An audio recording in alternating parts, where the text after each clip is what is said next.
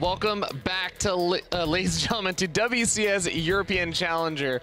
We are here at the Blizzard Arena, ready to bring you more games to find out who is going to be the best player in Europe. My name is Fear Dragon, and I'm joined by Nathanius at this early hour. You know, Ravi, that intro, oof, I mean, maybe you needed the coffee a little bit more than me. Yeah. Did you have tea or something? No, okay, I do drink tea, but unfortunately here it's There's like 7 different teas back there, man. We got here at like 6 a.m., so Starbucks wasn't open. I was just saying we got the caffeine, but yeah, it's good. It's good to be back for day 2 now.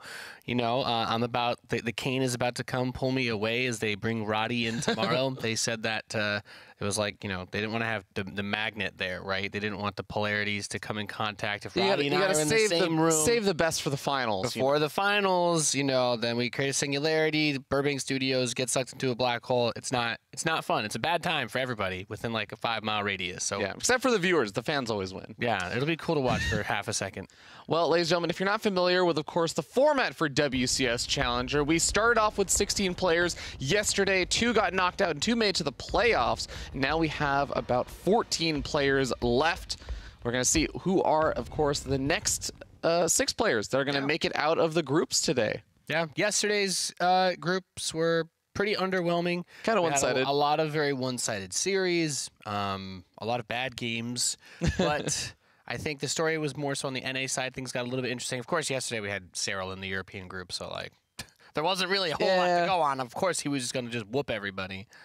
Yeah, still had some kind of weird games, at least yesterday. Yeah. I think the weirdness factor was there. I thought Zeal in the NA groups was weird for sure yesterday. Yes, Zeal plays his own brand of StarCraft. But of course, ladies and gentlemen, if you're wondering what exactly is on the line here for WCS EU Challenger, we have a $10,000 prize pool with $1,600 going to first place and even $400 going to last place for all the players that get knocked out in the groups, and as well as, of course, all those WCS points that are oh so important. It's nice. I mean, we have like kind of like open bracket qualifiers for these, so you get rewarded just for making it to the other side of that bracket. I think it's a really awesome thing that we have. It kind of, if you tune into the qualifiers, it's a bit of a brawl, right? Everyone's just trying to get in. Of course, that brings us to the next stage challenger, which builds into our circuit events, and also, you know, getting that regional championship is pretty dope. Yeah, absolutely. Well, of course, ladies and gentlemen, if you are wondering who is actually going to be playing today, we have our full lineup here. Our first match is going to be Rail versus MaNa, and our second match is going to be Snoot versus Drogo. This is what I like to call the Team Liquid kill group.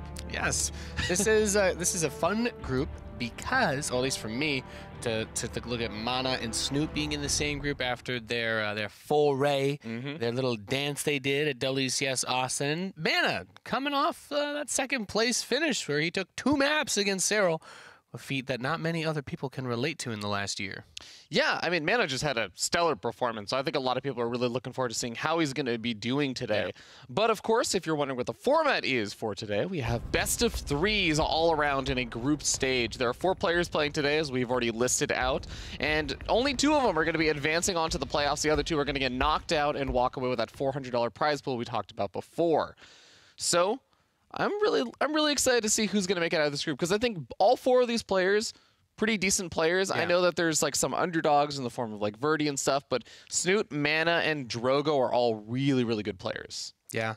To me, this group is, I think, a great test for MaNa.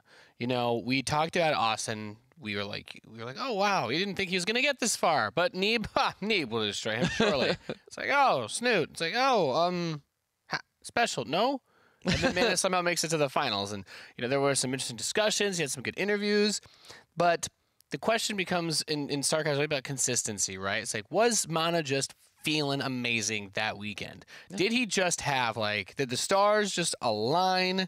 You know, was his circadian rhythm peaking? You know, something horoscope? I don't know. But to me, this group is going to be like, is MaNa for real or is he not? Because I would have said prior to that result that this should be a group where I'm like, all right, I like Drogo and I like Snoot's chances. You know, like MaNa has been a player that's been around for a while, but he hasn't had a big result in a long time. Now he has had the big result. Is he going to keep up that consistency? Is he going to deliver again here? Yeah, and I think that this is going to be a really big question on everyone's mind for MaNa because he has been sort of an inconsistent player. And even at Austin, you kind of look at like the players, it was like a gradual scale up where every single time he played someone new, you're like, okay, this is an even better player than before, outside of maybe, I think, like from Neeb to Snoop. But everyone was like, he beat Neeb. Okay, that was weird, but I don't know. And maybe Neeb's not feeling it today. PvP just so, weird like, today, yeah. I think in a weird way, no matter how many good players MaNa ended up beating at Austin, he was still the underdog going up every single time. So now he's finally dealing with a situation where he's going to be facing off versus Verdi, or now known as Rail. And I think this is the first time in a while that we've seen MaNa play in a match where he is the favored player, not just the underdog. And playing as the favored player is a little bit different in terms of pressure and mentality-wise than being the underdog. And that's the situation that he's put himself in now. Finishing second in Austin is all eyes on him. And the way that I look at it, and I think the way a lot of you guys on the internet might be looking at this is, well, if MaNa wins this match, then it's expected of him because he finished second place at Austin. And if he loses, everyone's like, what on earth is going on? How did this happen? Just another foreigner that can't keep it consistent from tournament to tournament. We praise guys like Cyril for it. We don't have a lot of non-Koreans that keep up a consistent level of skill like that. But it will be fun for me to see how MaNa plays. Because if he does play well, I think we're going to have a very fun series because he really has been mixing up his strategies. He does not play cookie-cutter, boring standard builds every game. I think you hit the nail on the head there, Nate. I mean, everyone's going to be looking to see, can MaNa bring consistency to his play? Because that's the thing that he's lacked, I would say. He's had a lot of really good results over the course of his entire, I would say, career. But the one thing he's lacked the most is consistency. So this is what we're going to be looking to see if he can bring. We haven't talked a lot about Rail, though. Rail is an interesting player. He's a Russian Protoss player that has been around in the scene for a long time. I mentioned he used to go by the name Verdi. But he also, I would say, he's like one of those players that has lacked a lot of the offline results, but has gotten a couple of decent online results here and there. So maybe this is going to be kind of his chance. This is an online tournament. All the players are playing for the comfort of their homes. Verdi, I think didn't quite get to make it to Austin. And I know he didn't do as well as I'm sure he would have liked to over at Leipzig, where he got knocked out in group stage 2. All right, well, let's see if he can shake things up. This is a good chance for him to play spoiler. I think a lot of people have come out again as MaNa fans, and this is where they're all being like, yeah, I tuned in super early in the morning because I want to see someone Polish win that isn't a Zerg player, and that's not been the reality for a while because you pretty much just had a laser inertia for the last few years. Oh yeah, that was a weird era. But all right, we're gonna be starting this Protoss versus Protoss down here in the bottom right-hand corner of Dreamcatcher is our red Protoss Verdi. Team Guerra. Do you think he changed his name from Verdi because he was a bit cheeky on ladder? As I remember, he had a bit of a reputation. As I remember, Verdi had a bit of an attitude, but maybe Rail's a nicer guy. In the top left, his opponent, known for pretty much always being nice. He is Team Liquid's MaNa. Just re-signed his contract. I saw his tweet about it. Oh yeah, really great. That's a good feeling where you're like, you know, people talk about the number of teams in StarCraft and support network and infrastructure, and someone like MaNa, you're like, well, he has to get those results, right? You got to justify that. You got to make that paper. He delivers big for Team Liquid at Austin. I imagine those guys are super happy to see that. And of course, he's got to be very happy. He's a great guy. He works really hard. That interview he had was also astounding. Is he? That's not what I think that is, Ravi, at his main ramp. At his main ramp? That's just a double gateway, right? Okay. Yeah. My, you know, the coffee is still kicking in. There is space. It's okay, you know. We each get one. We each get one mistake in the opening. Well, I wouldn't say it was a mistake. I was just trying to make sure my eyes were correct because I was like, that's not a full wall, right? And then I moved the camera up. I'm like, no, it's not. Yeah, you're fine. Yeah, pretty typical double gateway opening, but I agree. I think that like the timing for the stuff with MaNa couldn't have been better with his contract renewal and everything. But again, I want to bring it back to MaNa has shown really high highs in the past. He's had opportunities where he's risen very, very quickly in a tournament. And then I think it's about the follow-up tournament that everyone looks at and says, oh, well, what kind of happened there? Yeah. MaNa mentioned in that interview that you were talking about that he felt like he wasn't really practicing as much as he could. So he just decided to get off his butt and go practice and work really, really hard. He used a bit more aggressive language. Yeah, he did use more aggressive language, so I'm trying to be a little bit censored here. It's okay. We don't have to repeat his quotes, but just so you guys know, he's been very fired up about this. You know, he admitted, he's like, man, I have really not been putting in the time that I need to. I just have to, you know, give myself a swift kick in the bum, and that's what he did. As far as the openings go here, we pretty close to mirror, right? Stalker Sentry, Stalker, Robo. And I imagine that because of the Sentry, you want to use that to get like a hallucinated Phoenix Scout off. So once both players realize that each other are doing the same thing, I think this turns pretty quickly into two-base play, right? A pylon on the low ground. Yep. There's nothing hidden here that suggests either player is going to shake things up. The Nexus will boot up first for MaNa. Yep, just ever so slightly earlier. But yeah, like you said, both these players also don't really realize exactly what their opponents are up to. So we're going to see the small little Stalker move out over here from MaNa. I love when pros players do this. If they kind of say like, okay, I haven't seen any Adepts coming, you just kind of poke forward, see if you spot anything. And even if you end up pulling back, like that's still kind of nice. It's just some basic scouting information of like, okay, I know something isn't coming. And if there were Adepts, I could intercept them. Yeah. There's the hallucinated Phoenix going out for both players. They're going to cross in the middle of the map and trying to scout out. So too late. Sees the Robo with the Phoenix. No big deal there. Good to know for Rail. And MaNa's Phoenix is going to come in. Sees the Robo. It's like, oh, there's nothing hidden here. Okay, going to see the Nexus. Yep. No big deal. The only thing, I mean, Rail did not see MaNa's Nexus, but I think there's a fair assumption to be made here that since there wasn't anything else, or, you know, 4 or 5 gateways is probably also taking that Nexus, as they did pretty open mirror. Here's where things diverge, though. Fear Dragon. We have a Warp Prism coming out for Rail. I believe he just added in a few Adepts, I think that was, or was that MaNa just added a few? Okay, MaNa's going out on the map. Yeah, MaNa's going out on the map with a few Adepts, so might try to side swipe here, which could be pretty rough. These Stalkers are moving into the main base. He has to be careful with the positioning of his forces. Another hallucinated Phoenix Scout goes out. But do you think those 4 sentries, do you think Rail, you think he's planning some cheeky shenanigans over here? You know, the 4 sentries can be really effective. I mean, I think you're thinking about the Warp Prism loading up those 4 sentries going over. Reminding me, my brain goes back to this map of MaNa versus Neeb, where he beat him with exactly that, a Warp Prism sentry play, which was devastating. And Neeb used his 1 recall, he used his get out of jail free card. Yeah. You only get 1 of those every 2 minutes as Protoss. I'm trying to remember exactly how that game went, but I do believe in that game there was like blink research and stuff. There were a lot of Stalkers. So there were, and the big thing about that was that he baited the recall into the main base in that game. Yeah. And then he blunked down to the low ground with all of his army and stuff. Yeah. Blink, blank, blunk. But okay, the MaNa's going to be coming in with his own Warp Prism. So yeah, I don't think that Verdi is going to get hyper aggressive here.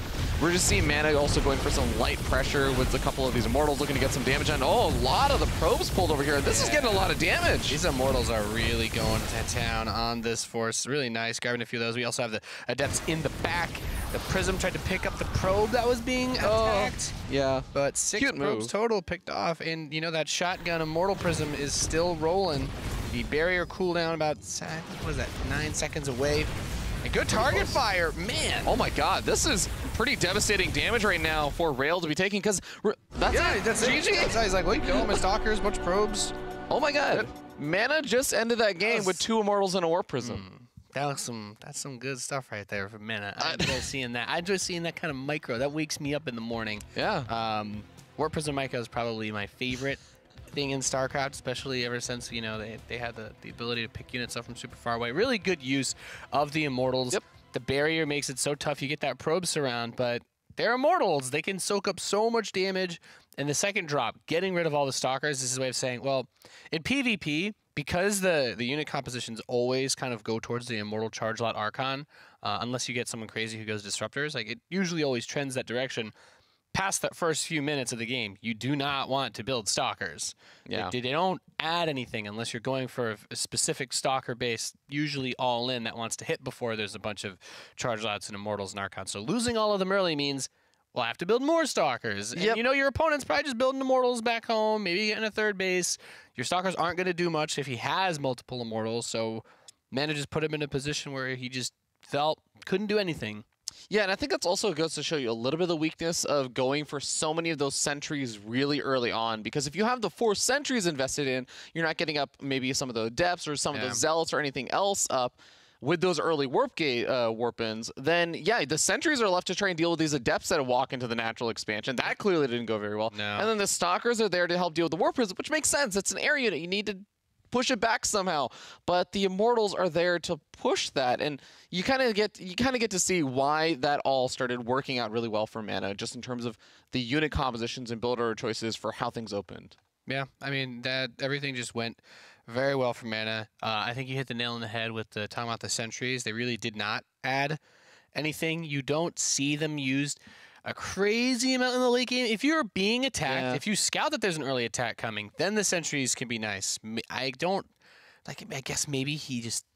There's no way that he misreads it as a one-base play just because his hallucinated Phoenix doesn't So there's see. a lot of value in having the sentries. I agree. You don't want the sentries like in high numbers in the late game, but in the mid-game stage, there's this weird point where you and your opponent both get up maybe 4 to like maybe 6 immortals. You get some stalkers up or adepts, and then when you start throwing on force fields, you can keep your opponent's immortals totally out of the fight. It's not even so much about just keeping them outside of their main base and force fielding the ramp and stuff. It's actually just about force fielding out your opponent's range units from actually getting involved in the fight. Yeah. And that's where I think he was trying to go for. He's trying to go for one of those mid-game pushes. I just think that if you have a smaller amount of sentries or you're investing somewhere else, if your hallucinated Phoenix sees that, then you're like, okay, maybe I need to add sentries.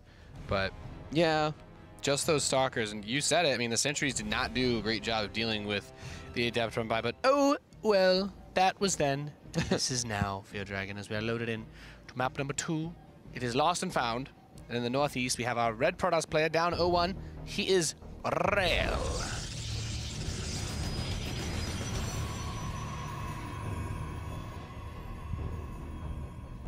and spawn down here at the bottom left in the good old liquid blue. It is Team Liquid's MaNa.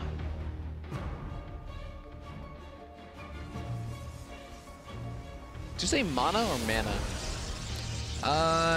You know, that one is not contested as much as the GIF thing is. Well, yes. Although, I mean, is GIF really contested when everyone knows it's GIF? But the pronunciation of MaNa, I've heard it so many different ways. Yeah. I got my pronunciation for the word from Diablo. That was my first PC game that I played back when I was 7 years old. I don't know why my dad let me play that. Yeah, I was like, look at you. Nightmares. Breaking the rules. I actually had nightmares about the Butcher. No joke. I'm glad that this story is relevant to Blizzard, so I won't get yelled at. But yeah, and then I tried to that game was so brutal and punishing. But I remember you try to use like a healing spell or something, and it's just like not enough mana. I'm like, okay, there you go. That's it. That's how I'm gonna pronounce it for the rest of my life.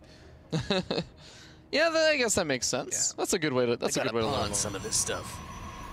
It's a great game. You ever play the original one? You know, I never played the original Diablo. I played a lot of Diablo 2. I played a lot of Diablo 2. It's actually pretty hard to find because it existed in the time before CD keys were a thing. How weird is that? Wow, yeah. Before everybody had before they were like, actually, you know, before we had rewritable CD-ROMs. People seem to be pirating these games. That's an interesting thought. All right, so the cyber cores are down. We can talk about this game again. PvP really does, by the way. Casting PvP is always funny because there's really not a whole lot to say until the cyber core is ready because everybody opens with 2 gateways. The only interesting thing I've seen in PvP prior to that was at the GSL when they were looking at that deer match because the wall off was a little bit different. It was like one gate in the back and it was the wall between the pylon and the gateway. But I hate that one because for some reason whenever I try that, I always mess it up and my Archons get stuck. One thing I did want to note really quickly was MaNa he was being a little bit aware about the potential for proxies and stuff, so he's sending his probe out to the low ground fairly early. He's actually planted on a pylon on the low ground as well, ready to do something, but he went for double adepts, whereas Verdi, or I should say Rail, went for Stalker and Sentry. He does have a second Stalker out as well now, so he can deal with this, but he's got to be a little bit careful with that Sentry. Sometimes you actually just want to hide that Sentry from the adepts. Yeah, if the adepts can pick that off, it's a devastating loss because that's also your scouting. That's why you keep the probe by the ramp as well. You want to be able to drop that shield battery My favorite question is, why do they put a shield battery there instead of a pylon? The pylon builds faster. It's like, well, that's exactly the point. Gives you more time to cancel, so you wouldn't have to like put up multiple. Also, if they were all-inning you, you'd have a shield battery, which would be much more useful than a pylon in that case. Yep. Well, Nexus does get up a good bit earlier here for MaNa, just because he's able to deny too much from moving forward with the Adept Shade constantly coming out. Rail, though. The Phoenix. Phoenix, yeah. I love it. I like it. I love it. I want some more of it. The Phoenix play gives you a bit of the map control. It's easy to scout. Oh. And if your opponent slips up, Phoenix play can be devastating. Considering that MaNa has open with the Stargate, that Phoenix count becomes a big point of contention. I think we saw that in the GSL PvP like a week or two back, where that's just kind of what happens. It's like, well, if your opponent wins that Phoenix fight, I've seen Roddy talk about this on his stream like every single day, because he just passes Phoenix all the time. That shield battery helps against the Oracle in a really nice way, so you can clear it out. But the way Roddy put it, I think, is how I'll just steal his Protoss expertise and say that if you take the fight and you have one more Phoenix than the other guy, no matter how many Phoenix there are. I'm going to cut you off really quickly, because I'm not sure it's actually even, it might go to that point where we have both players making Phoenix, but this is a big all-in that you can go for. Part of the reason why you go for this is the Phoenix, if you lift up units, by the way, Yeah, the shield batteries will stop healing. Yeah, it seems like he wants to use, instead of going for like a Mega Phoenix, what he wants to do is use them to pick up the key units. Like, I think with 3 shield batteries and a Void Ray, it gets weird, because again, if you pick up a unit with the Phoenix, I believe the shield batteries don't heal it anymore.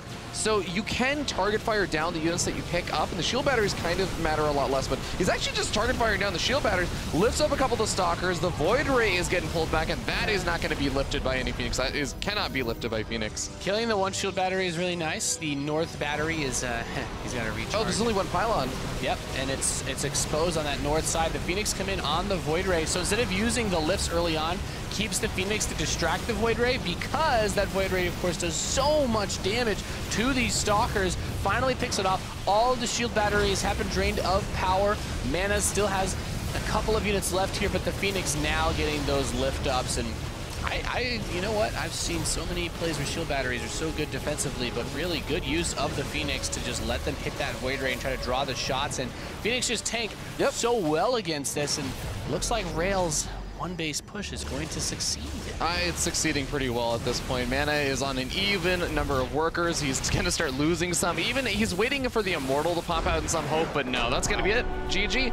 Rail with a really executed, well-executed all-in. That's so gutsy to go for that play. When I look at it, I'm not... It's really misleading, because again, it's all about the fact that if you think about 3 shield batteries were thrown down there, and that's 300 extra minerals invested into those shield batteries instead of actual units. And the shield batteries, yeah, they got some value in healing up the Void Ray and stuff versus the Phoenix, but none of the Stalkers and none of the other big damage-dealing units really survive for very long, because the Phoenix just lift them up. They don't get healed anymore. I feel like in that situation, having the Void Ray instead of like more Stalkers or something almost hurts you, because the Void Ray wasn't able to pick off all of the Stalkers, wasn't able to focus down the Stalkers. But also, the Phoenix shooting at the Void Ray, it's like, yeah, Phoenix don't do bonus damage them, but it drains the shields, and that it just killed the shield batteries. Shield batteries were out of energy really, really fast because of that. And as you said, like the Immortal he was trying to get at the end never came out. That's a weird game. And I was a little bit surprised, but MaNa did end up scouting out the proxy pylon.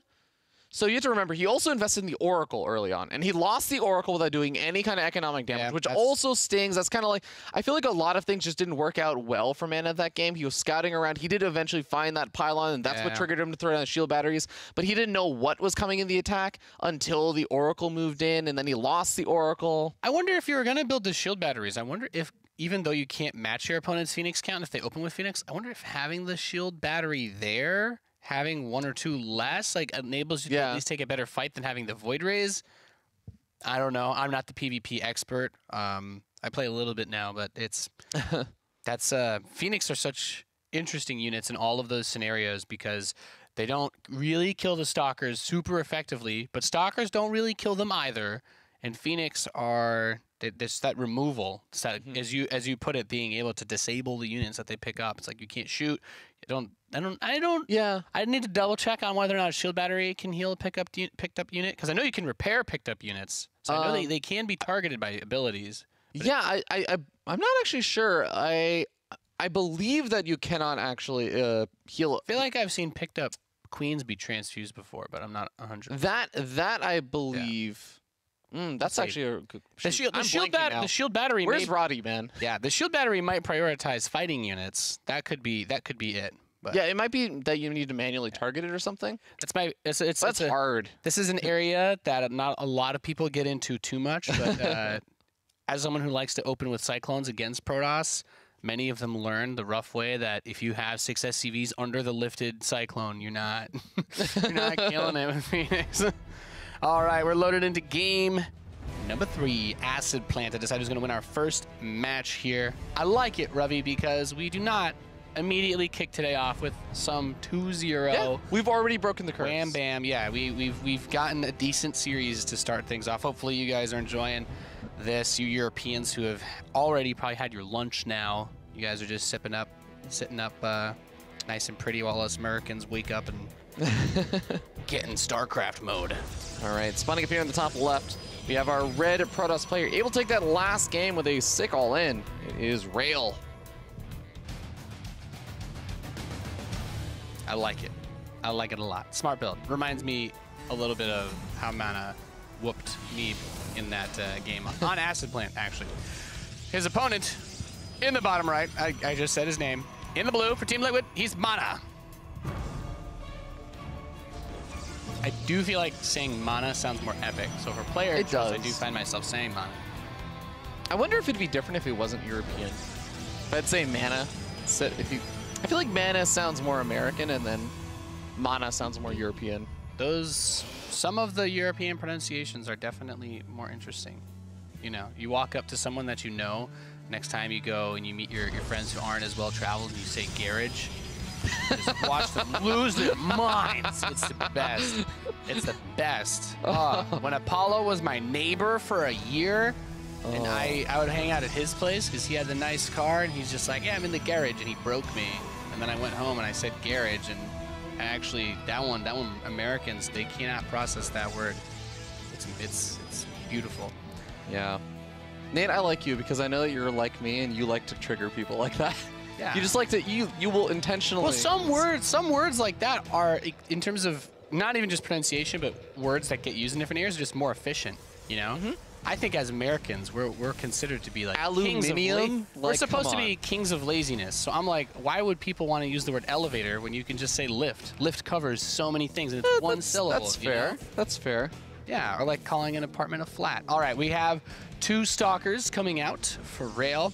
A stalker and a sentry from MaNa. So he seems that he wants to kind of stick with what he's been doing so far. MaNa's been trying to play these conservative games. And I would say that MaNa wants to play the long game, mostly because his game on Dreamcatcher, that build, was not like designed to kill him with the Immortals. He just bopped him with it. He's like, yeah, I'm going to do a Mortal Prism drop. He's like, oh, I won. Cool. We know the Adepts didn't kill 20 probes or anything crazy like that. He just eliminated his anti-air and put him in an awkward spot. So I do think that given the opportunity, MaNa will probably take the expand, try to play this one out a little bit longer. He's opening with the robotics facility again. But a Twilight Council out of Rail, this isn't a good blink map, which begs the question, is he going to get a robo with this? Okay, Rail's going to expand. All right, Rail's not going to go for some crazy, gnarly all-in. Yep, MaNa is also going to throw down that expansion. And I feel like you kind of briefly touched upon this, but I do feel as though both of these games that we've seen so far kind of been decided a lot by the build orders and the kind of opening choices that the players are making and how they're able to execute on them. I do think that MaNa getting the surprise win in game number 1, I agree, that wasn't like a huge committed attack from MaNa, but it was still, I think, an abuse of how Rail was opening and how kind of greedy he was with the sentries. And the only thing that I would say to that is, in a different world, you have stalkers to kind of deflect whatever comes early. If his stalkers are just at the place where the prism tried to enter his base, the game is completely different. He doesn't need to kill the prism. He just needs to prevent the Immortals from dropping right next to everything. And that's what, that's really also comes down to the map, because Dreamcatcher gives you all of that airspace where you don't really know if they're going to hit you from the air, where it will come from, because you have a lot of angles that you can work with. And it's smart for MaNa to take advantage of that. On this map, you wouldn't have the same opportunity. There's really one direction by air they're going to come if they go to your main. So and that's where most of your probes are going to be, at least. But it's Blink for Rail to kind of dance around the map a little bit. He's getting an Observer out, and MaNa, he's pumping out the Immortals. Yep, MaNa's going for what I would say is kind of more typical. The Hallucinate Phoenix Scout is going to come forward, and I think the Stalkers are sitting over by the ramp, so they're going to try and deny the Scout, and they are going to be able to prevent that Phoenix from seeing that Twilight Council. And the Robo, at this point, you kind of know, like, okay, yeah, I haven't really... Phoenix can be, or this many Stalkers can be a little bit of a tell. I think he sees those next 3. Seeing that there's, what, 9 Stalkers or 8 Stalkers on the map, is like, well, there's not that many that normally get built at the start of PvP, because you know that once you get a handful of Immortals, Stalkers fall off really, really hard. So Rail is going to get charged quickly to follow this up. And the fact that he has not built any Immortals. Okay, that's... And oh, he starts it again. It's like, I want a third first, and then I will get up charge. Yeah. This attack definitely wants to look to try and do some good damage here, but there's a shield battery and 3 Immortals, Nate. This is so difficult to break into. And if it didn't make matters worse, there's also a Sentry that has enough energy for a Guardian Shield if he really needs it. Yeah, I find a push like this very dangerous. MaNa's about to get another Immortal, and once we get into that 1-tap range for just laying waste to Stalkers, look at this. He's like, yeah, I got 3 Immortals, dude. You want to fight?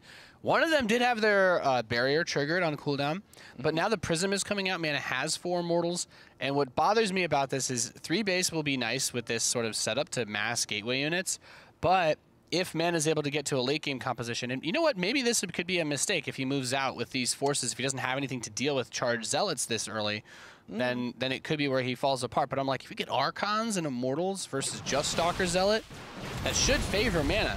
But he's moving very far out onto the map with that Prism. I would say the kind of big scare here is that Rail still only has 2 warp gates, and his 4 gateways are about to finish up. He can warp in a handful of Zealots soon, but I think this is in some ways maybe a perfect timing here. Because even if he just snipes off the 3rd and retreats back home, that's still going to be nice. Charge not being ready and those gateways, as you said, does open this big opportunity to at least get the 3rd base. There is a moment where he'll be able to jump on this with the Zealots, but I think at that point you punch your recall ticket. Yeah, you do not want to blink on top of this. You know, 4 Immortals. And as you said, we have with the Sentry's Guardian Shield, that'll also be big. So Rail's going to pop his Guardian Shield, and the first Zealot charges 4, but great force fields push away that Sentry with the Guardian Shield and the Immortal. More Stalkers being added for MaNa. He really wants to commit here, and I think this is where things get dangerous. Those Zealots add in so much firepower against this, microing back the Immortals with the Prism. And once those Zealots get cleaned up, that's when the Immortals get their value back. Good target fire onto the Prism, but dude, you bleed your Stalkers straight into Immortals. That's the big problem right now, Nate, is that he just loses his entire army, and now MaNa focus fire is down his opponent's Immortals. The Zealots are doing some good damage, I've got to admit, as MaNa loses all of his own Immortals. And I think that somehow Rail's going to get away with the kind of defense here, but defense is kind of a weak word for this, because he still loses his 3rd, he still loses a huge chunk of his own army, and you can see that MaNa is up in supply. Well, Rail was able to get a lot of his tech together. I think he got the Templar Archives during that. So he has a very well-rounded out composition in terms of his infrastructure. He can go straight into what he needs. Whereas as we see, MaNa, he's just started Charge. He's just started his Templar Archives. He's trying to do a lot with the Blink Stalkers that he has, and maybe this will pay off and give him what he needs. Getting that Sentry is really big. But you got to be careful playing around that 3rd base, as MaNa has not taken his yet either. Both players very committed to this. I will say, the #1 thing in favor of MaNa, we see it right now, the 2 Assimilators have just finished up for Rail. So he hadn't been mining gas off of his natural for quite a while. MaNa's had a little bit more of that tech bolstering resource to work with. That Immortal in the center is going to try to focus that down as the Prism pulls it back. Great control out of Rail so far, but he doesn't really have the Stalker count to pay the bills here. Yeah, that's going to be a big part of the problem, but I like the Zealot warp in from both of these players. Slow boys. Yeah, MaNa doesn't even necessarily need the charge. Obviously, it'd be nice if he had something like that, but it's just about tanking his opponent's Zealots, and that's all he really needs to do. Keep his own Stalkers alive for a little bit longer while his Stalkers get to work on the Immortal. Push back that Warp Prism. Finally gets that Immortal kill. Charge is almost ready for MaNa. That Warp Prism is very low as well. One more shot on it should be able to knock it down. Good blink micro from MaNa so far.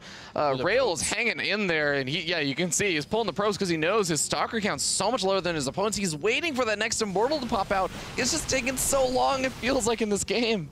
Yep, and this is a a brutal circumstance to be placed in for Rail on the back foot. MaNa really applying so much pressure. He's got that Immortal rallying across the map, and we see now as the Zealots get warped in, and an Archon saying, well, this is going to deal with your Zealots. Oh, boy. Very nicely. And I just have more Stalkers than you, so as long as I don't mess up my micro, we know that MaNa is a player who doesn't mess up his micro very often. He's even taking a third behind this, which I guess I kind of like, but at the same time, yeah, it gets a little weird. I think that's your game saver right there, is that you're like, I don't need to kill you if I take a third base. I need to kill you right now if I take a third and just contain you.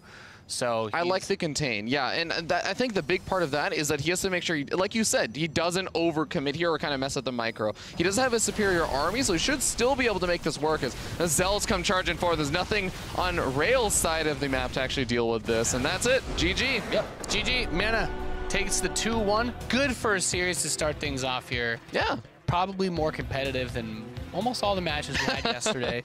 So great, great stuff to see out of MaNa. And at the end, they're just the patience, you know, taking the third base. And also, I think getting the Archon's really big deal. If you want to attack your opponent in that situation, there were a good amount of sentries.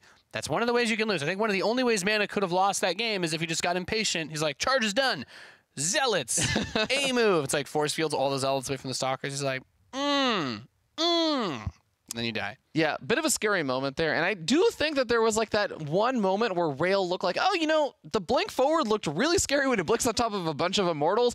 But then he did start killing everything off there for MaNa. He still lost a lot of his army. We ended up seeing kind of the repercussions of that. But I didn't hate everything that was going on through Rail's mind there. It kind of looked like, hey, maybe he does push this back after sniping off that Warp. So maybe that is enough to push things back. But MaNa, a little bit too strong with that blink micro, and was able to kind of edge out a lead regardless. This makes me more excited for this group than I was when we started, because that means I get to see another match of MaNa playing well against whoever wins the next series, which, based on performance results, should be Snoot. And I would love that. I want that Snoot MaNa rematch. You know what I'm saying? And it is going to be Snoot versus Drogo as that next match. And that should